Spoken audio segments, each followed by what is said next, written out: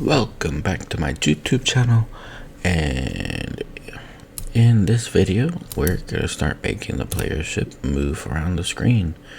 He'll also be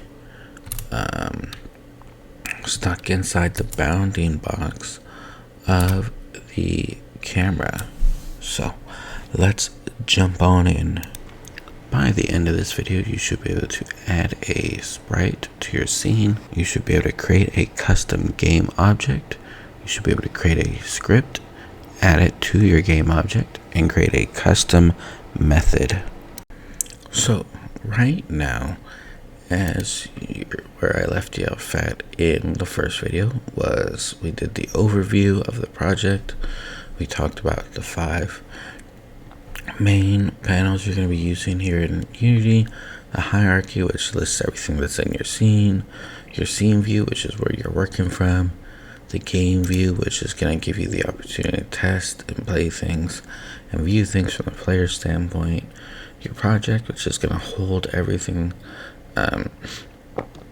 all your assets that you're going to use in your game; and then the inspector, which is where you can manipulate the game objects and assets that are in your hierarchy. I also showed you how to create some folders, and gave you a small little task to create some folders. Those are the animation, art, audio, and prefabs folder. The scripts folder you should already have, because we created that together in the video. If you struggled with creating the videos, then basically all you do is you click on assets. You can right click on it or click in an empty spot here, hover over create, and then click on folder and then name it. But for now, what we're gonna do is import our assets. So on this screen, that's my recording that I'm doing right now. On this screen, I have our shooter assets right here. So there's already an art and audio folder, but I wanted you to get more practice creating them. So just open up the art folder, select all 5 of these folders, and you're just gonna click and hold, right? You know you got it because you'll see that little 5 right there on the folders. Hover over the art folder. You know you're hovering over it because you'll see that little capsule shape surrounding the name art. Just drop it in. Give a few seconds. Once it fills up, that folder fills up, then you're going to see that it is been imported into the project. We're going to repeat the process with the audio. This is going to take a bit longer because the audio files are larger in size, but we're going to drop them over here on top of the audio folder. That'll fill up like it just did, and we're good to go. So now that that's out of the way, let's create the player. So first thing I'm going to do is I'm going to create an empty game object. So the way I name that player. So I did that really quick, but what you can do is you can go up to game object, choose create empty, and then name it player, or you can right click inside the hierarchy, go to create object, or create, and choose create empty. There we go. Right click, create empty. Or this way you can click on this plus sign, create empty, because that's also the create menu. So 3 different ways to do it, all leading to the same thing. So do that for you one more time. I'm going to press the right mouse button, so right clicking. I'm going to choose create empty. You can also press Control Shift N, so 4 ways. And I'm just going to name it player. Let's go back to our scene view so I can see what I'm doing. I'm going to open up that art folder and our project menu, come down here to player, and I'm just going to take this top one right here. I'm going to grab it and drop it over here, and you can actually see it's very tiny in here. If we go to our game view, that's kind of what it's looking like. And if we open up our player in our project menu and click on it, you're going to see that it's actually very blurry from the anti-aliasing. So we're going to fix both of those. The first thing is the size. In our inspector, there's this option called pixels per unit. We're going to change that to 32. That means there's going to be 32 pixels per unit. And if we press apply, you'll see that it's gotten larger. The next thing we're going to do is filter mode. A few spots down, we're going to change it from bilinear to point, and we're going to press apply. And now if we click on it, you're going to see that the edges are a lot more crisp and clean, and it's not blurry. So now that those are fixed, we need to give it a collider. That way it knows when it's hit something, or when something's hit it. We're going to make that a trigger,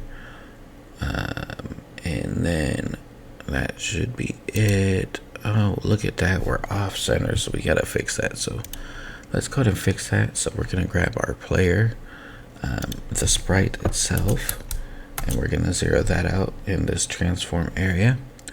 We're gonna grab our player game object, and we're just gonna zero that out too. Just to keep, it's always good to build things in the center and then move them where you need them to be. So that circle's really large for our player characters. What I'm going to do is, in our circle collider 2D, I'm going to select under radius. I'm going to change it to 0.25. That'll give it the player a fair opportunity. So if something hits it, it'll actually look like it crashes or hits into the player. I know the wings aren't covered. That will give the player a nice little, like, oh man, that was close kind of deal. But if it hits it direct on, you'll see it kind of go into the sprite a little bit and then it'll hit this invisible circle and call it a day. Now, the reason why we do this is because without the collider, the ship is just a ghost image on the screen. Things will pass through it, nothing will happen. If we adding this collider draws this physical boundary around our ship, right? And then we check the is trigger box, because this tells the Unity physics engine that we want to detect collisions, but we don't want the objects to bounce off of each other like if they were pool balls or something. What we want is for them to pass through, so we can trigger the code that we're going to take, the code we're going to write, which will be for taking damage. We'll be writing that in probably the 5th or 6th video. Alright, so now that we got that, let's go ahead and press Control S to save our work. That way if it crashes, we don't have to redo everything. And next, we're going to click on our scripts folder. We're going to right click, create, and then mono behavior script. We're going to name this player controller, because that's what this script is going to do. It's going to control our player. We can just grab it and drag it on top of the player once it's done compiling.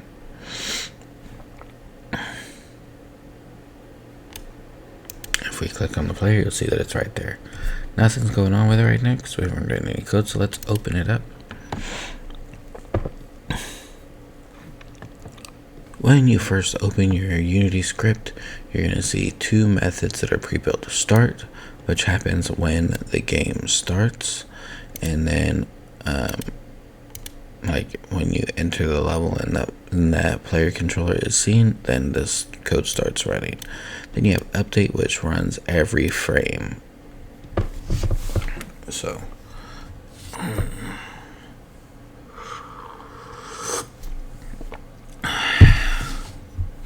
now, what we're going to add first are some variables.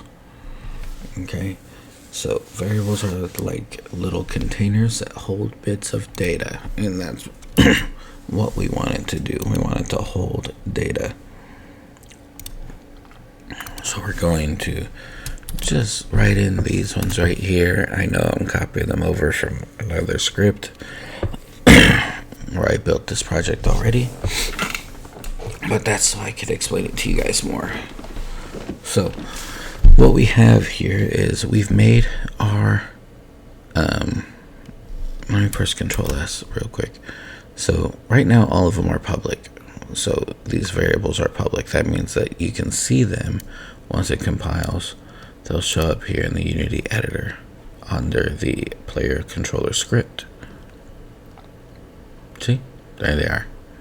All right, now we also have this header, which is just like a nice little label to make things nice and neat and tidy, easier to find things. We have our move speed, which is going to be how fast the player is going to fly around the screen. Then we have these X min and maxes, Y min and Y maxes. These are the bounding boxes that we're going to use for keeping the player locked inside the camera view. If I was to make one of these private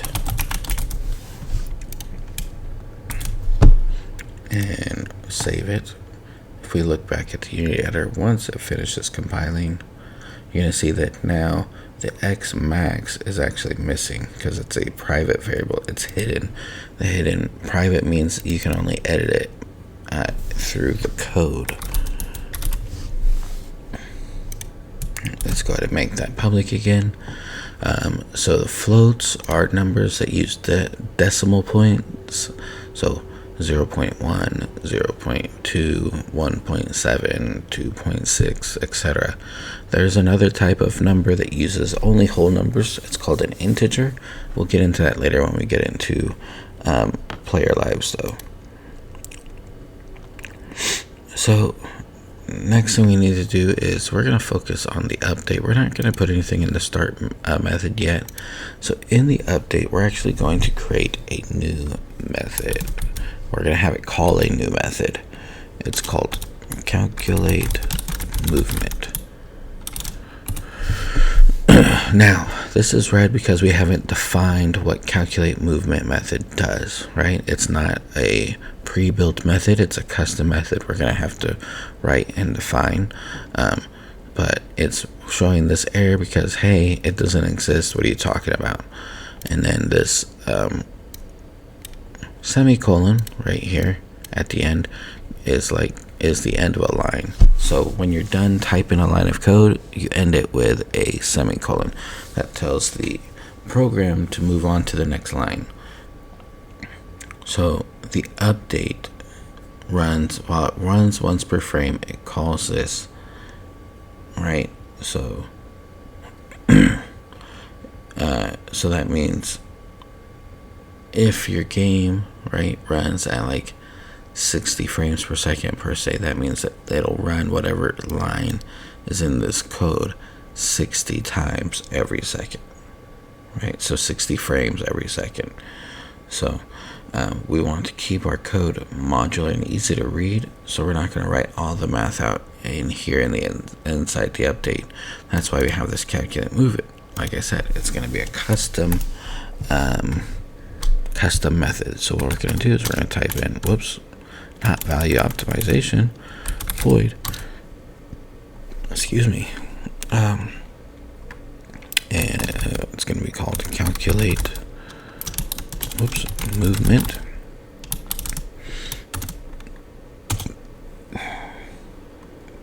So the first thing we're going to do is we're going to put in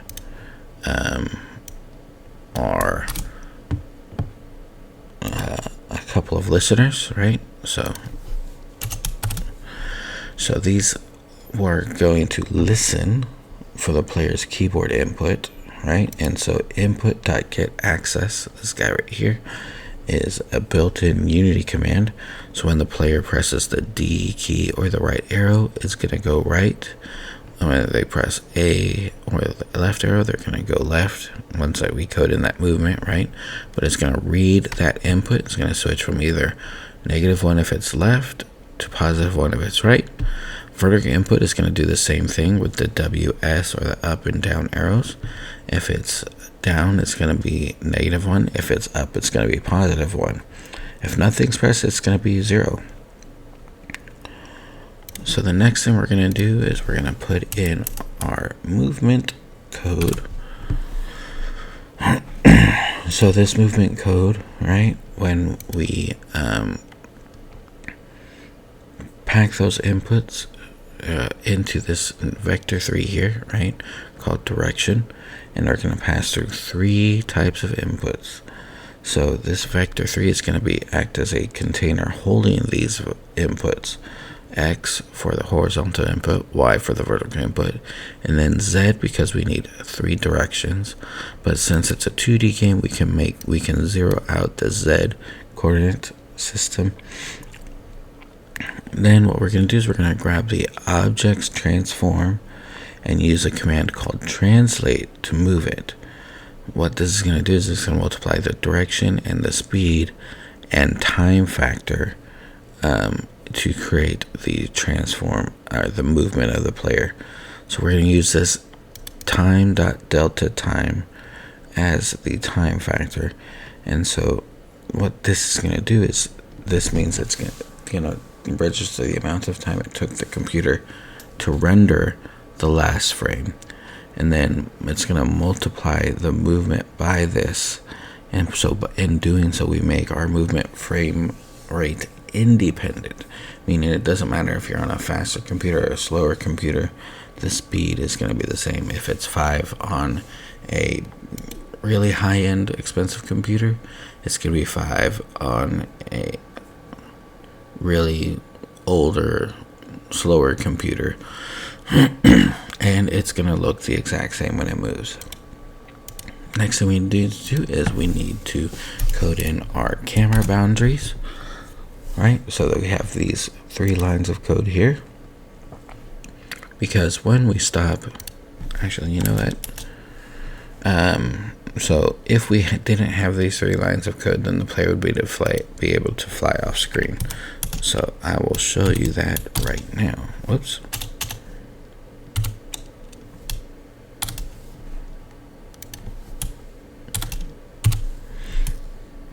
So if I save this,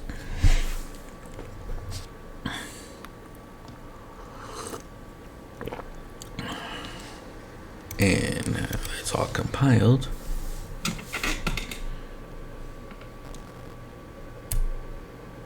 I'm going to say the player moves, but he can go off screen. Those 3 lines of code are going to prevent him from going off screen. So what they're going to do is, after I uncomment them out, so this, we're going to clamp them. So we're creating 2 new variables. We're saying calling it a clamped X variable and a clamped Y variable. We're going to use this command, Mathf.Clamp. So clamping, like what we're going to be doing, is basically creating invisible walls. We're going to tell Unity to look at our current X position and restrict that position, the movement in between 2 points. In this case, this X minimum and X maximum.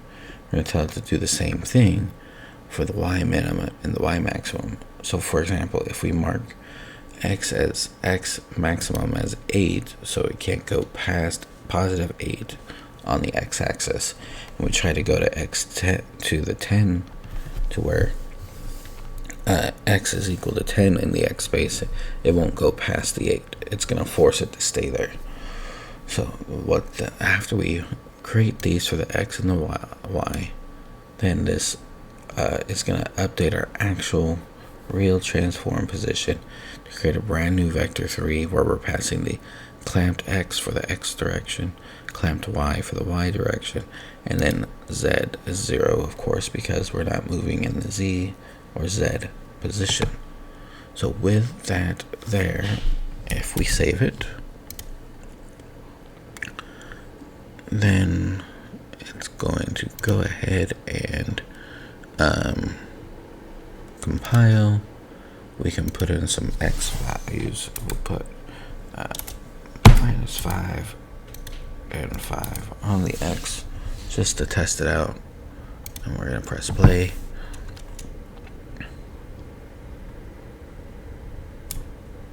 You can see the player's not going past -5 if you look at the transform here in the inspector, and if we go to the right, he doesn't go past +5. We haven't done the Y yet, so he can't move on the Y because it says it's still set to 0 here. So now I already know the values. It's going to be -8 for the X minimum, X maximum is going to be 8, -4.5 for the Y, +4.5 for the Y max. What that's going to do is if I zoom out here so we can see the camera, there we go. We move the player, so press W for the move tool, and we move the player. This is basically where I'm getting it from. This last grid on the left hand side is going to be my smallest number. The farthest right hand grid line before the camera bound, which is this white rectangle here, is going to be my maximum X value. My Y value is going to be this bottom grid line here, and I'm going to put my nose there, and wherever this origin center point lands, I just rounded it up, or down in that case to -4.5. I'm going to repeat the process with the topmost grid line, put the bottom of the ship there, and just take that center point from the sprite, and that's where I got it from. So press Control S to save your work so you don't lose any of it. So let's see what else. I guess while we're here, we'll go over some of these basic commands or controls, right? So W is the move tool. It allows you to move along the world space or the environment, right? So in this case, along the X and Y, you can do it just on the X by grabbing this red arrow, along the Y by grabbing the green arrow. We also have your rotate tool, which you can rotate the ship around or the object around right there. The hotkey is E. And you have your scale tool where you can increase the size or shrink it down. So, and the hotkey for that is R.